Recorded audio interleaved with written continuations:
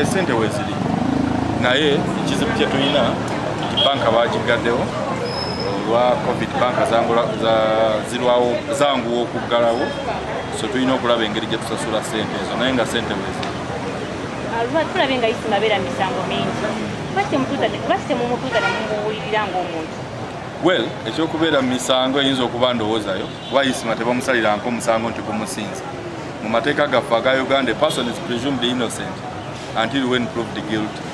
Kaabe gwe basobola okuwaayiriza emirundi egiwera akakadde. Kooti bw'eba tevangayo okukakasa nti omusango waguze oba tozzangako omusango. N'olwekyo ekintu ekyo kikyamu.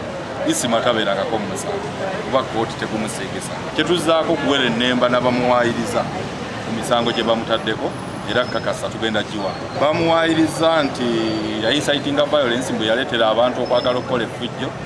N'ekyokubiri nti yapromotinga secretariat kwegamba okwagala okwawulayawula mu bantu ng'asinziira ku mawanga naye nga si bituufu. Tafulumyako vidiyo ekontana n'amateeka kyova olaba tebamusingisangako musango. Ekyo kikyateeberezebwa buteeberezebwa ku ye tebukontana n'amateeka. Well, state abadde awakanya ebbaluwa kyova olaba kooti ye expert of experts yetusinga otutegeera erabye nti omuntu mulwadde kyova olaba wagirabye nti bamugene mu kaguli n'atuula ku ntebe eyandibadde ey'abaasoma ffekka bannamateeka naye ebbaluwa ez'obulwadde oba si mulwadde muntu oba n'ebbaluwa z'obulwadde oba mulwadde state taleese bujulizi bwonna bulaga nti isima si mulwadde kooti ey'ekisa tugenda gitegeeza tugisabe tulipositinga esente ezo ziteeke mu banka enkya naye olwaleero ate olwo obulwadde